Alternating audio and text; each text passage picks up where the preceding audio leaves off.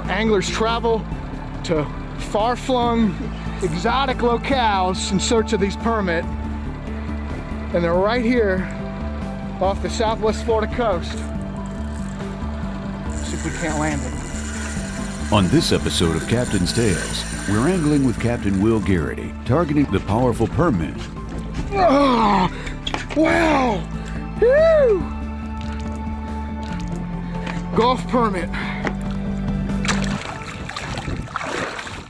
Throughout maritime history, there have been experts on the water who knew how to navigate and locate their bounty.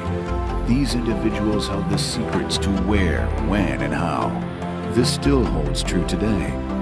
Get ready for an angling experience filled with sea secrets, fantastic fishing, and great destinations. For on this show, it's only the captain and the camera. On this episode of Captain's Tales, we're angling with Captain Will Geraghty, targeting one of Southwest Florida's wily and elusive fish, the powerful permit.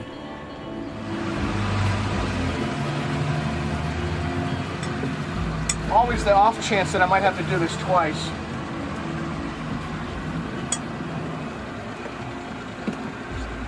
Having the spot to yourself gives you the liberty to have at least one mulligan when you're anchoring up.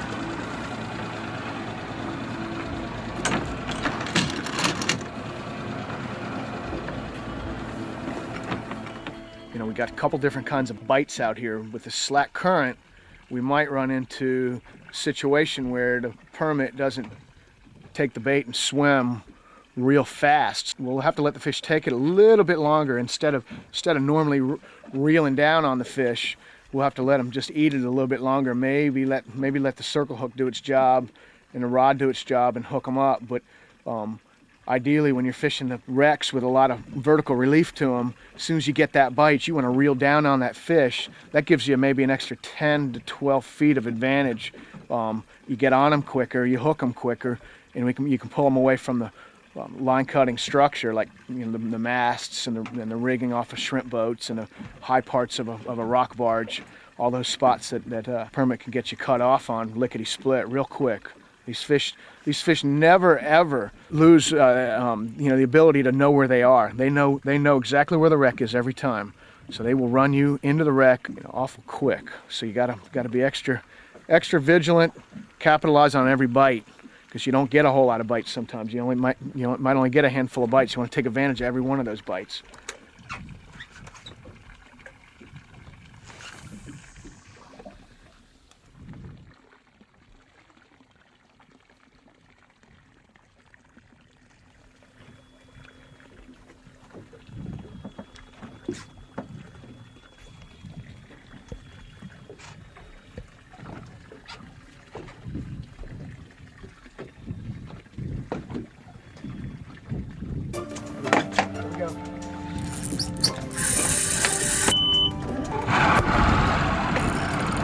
We're going to have to get mobile here to get this guy away from the wreck.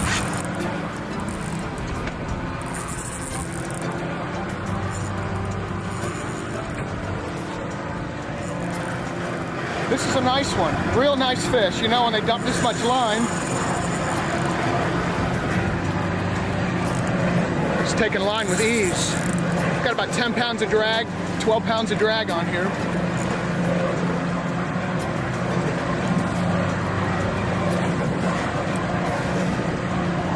Trying to stay on top of them is key to catching them. Get a little more, try to get a little more line back on this baby.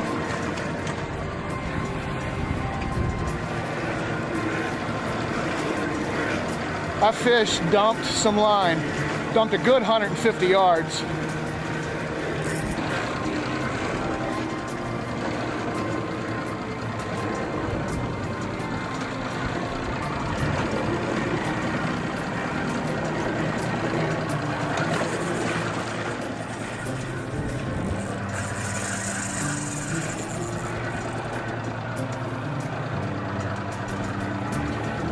Just got about 50 yards of line back.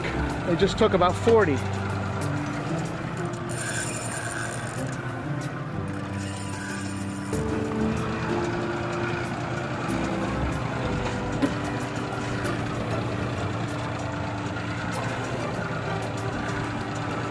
One great big golf permit like this is a sufficient arm workout for the day. Even on this stout gear, 20-pound spinning rod, braided line.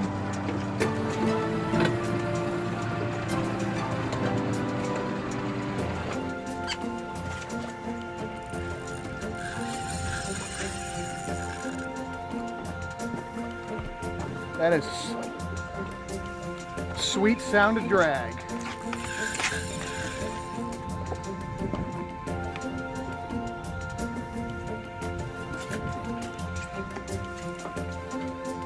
Would normally keep the boat running, stay on top of the fish in this instance,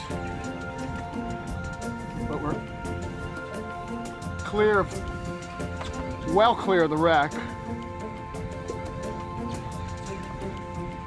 Probably about 200 plus yards from the initial hookup.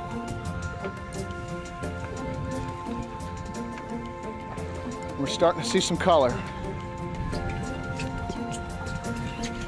Quick glance at the GPS shows us 500 feet away from the initial hookup. He's moving back to the east a little bit at a time. We can see him on top.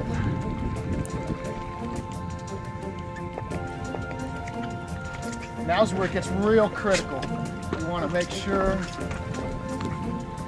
that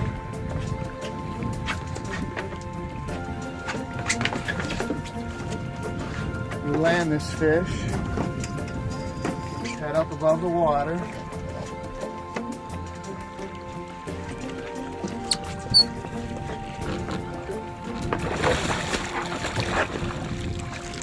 Wow. Woo! That was one heck of a fight. Wow, circle hook did its job, right in the corner of the mouth. The only way to catch a permit with a circle hook. Not only do you ensure quick hookups, solid hookups, but you ensure a healthy release. Eliminates all the gut hooks.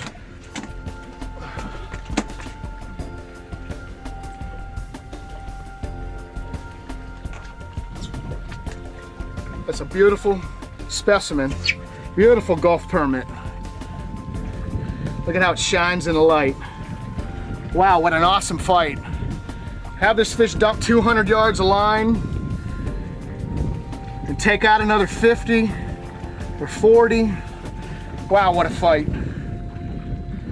Spectacular. When I successfully caught and released my very first permit, it'll be a day that I never forget. Talk about weak knees and high blood pressure. It was really, really touch and go. The take was tremendous. The fish hit 15 feet behind the boat, smoked out at least 200 feet of line on a relatively light spinning rod. The fight, in my opinion, was gonna never end. We had to come off the anchor. We had to chase the fish down. It was real touch and go. Had several opportunities to get our leader release, but this fish just would never give up. It was a day that I'll never forget. The fish eventually came to the boat, posed for some quick pictures, and was released unharmed to fight again. Unbelievable day, a day that's etched in my memory forever. It's a nice utility setup. I mean, we can wreck fish with it, we can tarpon fish with it, we can snook fish around the structure with it. I believe these 460s are going to be as bulletproof as some of the older pens, the old Pen SS's. So we're going to throw a crab on a float. Using these little tiny little small little floats. One, to keep the crab out of the wreck.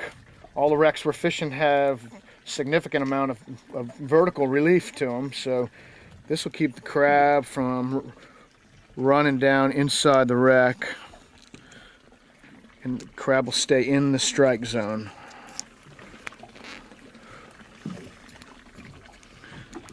And just make sure that these pins are snug. This high vis pink also works as a pretty good strike indicator. You really keep your eye on that float there.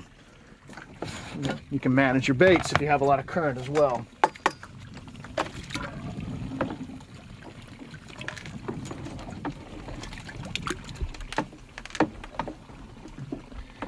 Gotta be careful, because there's a couple in here that have pinchers. This guy's got pinchers, but the tops have been taken off them for safety purposes. We're gonna run a waller, our circle hook of choice, either a 1-0 or a 2-0.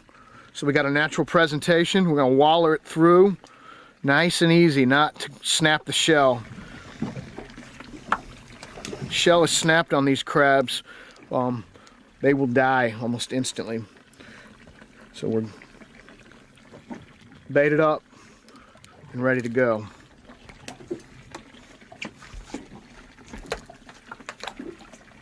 And we're kind of in between tide here, very much in between tide. We're not really tight to the anchor at all, but we'll get a crab out. We'll see what we can do.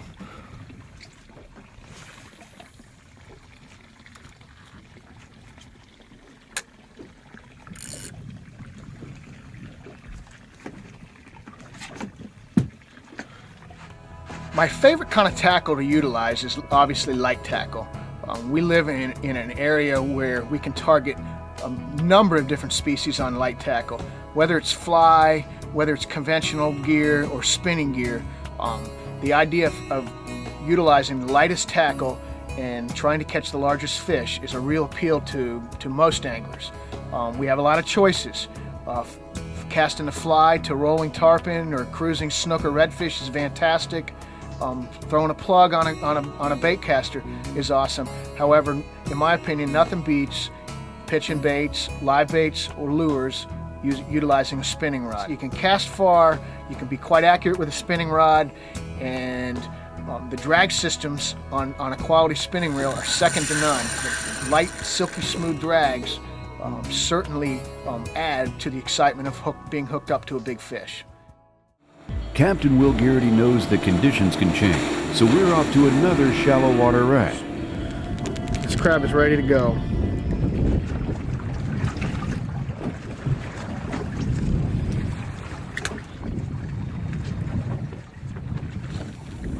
Fishing the wrecks with a lot of vertical relief sometimes requires us to use a small float. That'll keep the crab out of the wreck.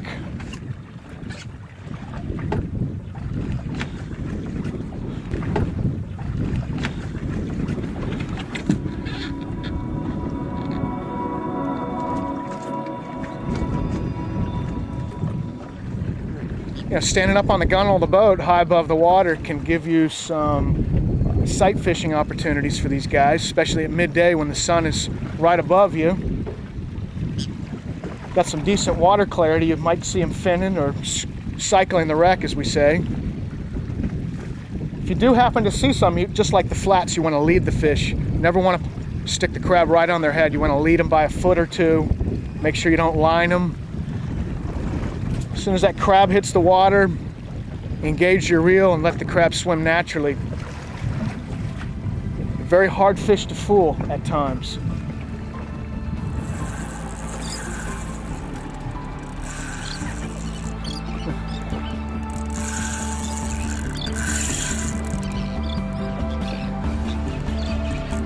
Like I was saying earlier about a smooth drag. You want the smoothest drag you can get. I prefer to fish the Penn Slammers. Smooth drag, lots of durability. Wow, boy, that was a head shake. That was a head shake.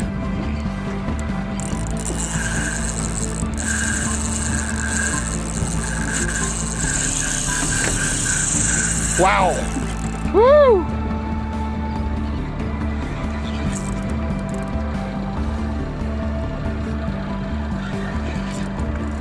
You know, anglers travel to far-flung, exotic locales in search of these permit, and they're right here off the southwest Florida coast. And they're all big fish. We're gonna back up on this guy just a tad. Try to stay on top of him.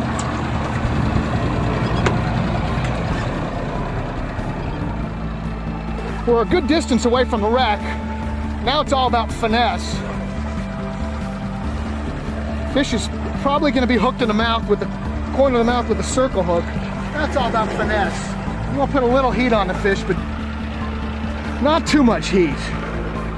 You wanna have fun with it. You wanna let him burn a little line. All right, we're getting just about to see some color here.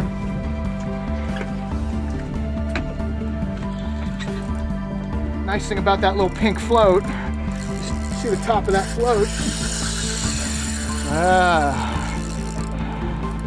That fish is saying not so fast there, grasshopper.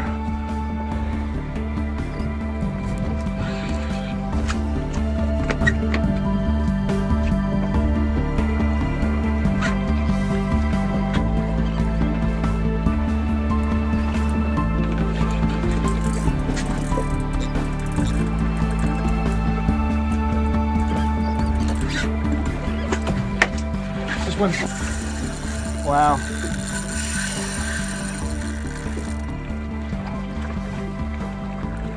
I'm not going to predict that was that fish's last run. Looks like we're going to have to go forward here again.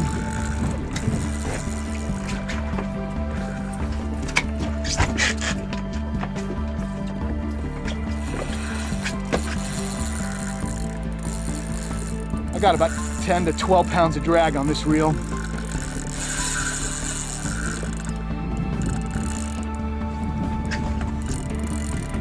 Might not be enough.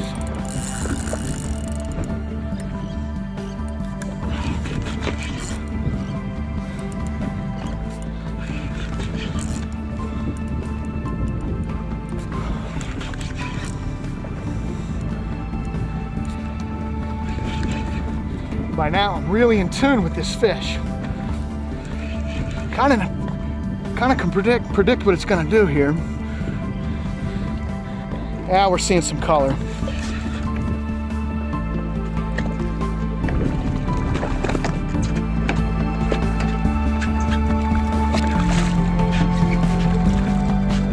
Oh, wow! Whew. Oh my God, golf permit.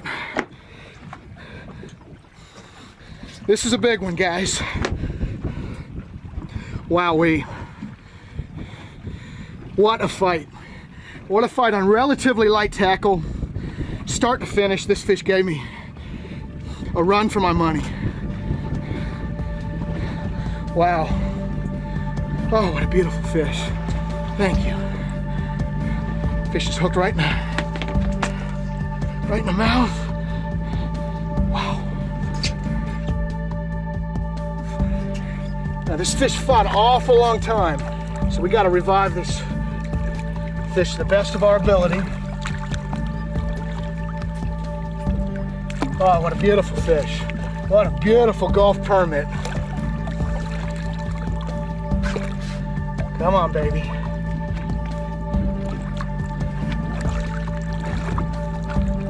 Should be good to go here shortly. The feeler's starting to come alive.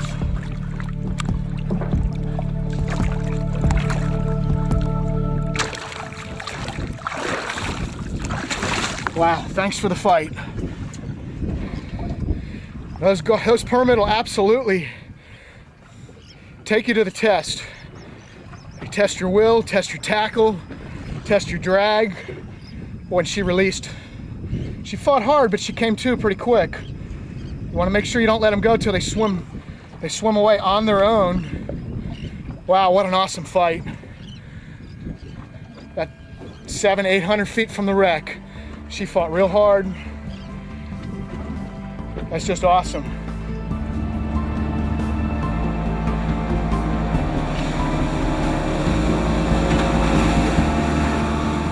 Closed captioning brought to you by Moonlighter Push Poles and Nets. Join us again next week for another episode of Captain's Tales.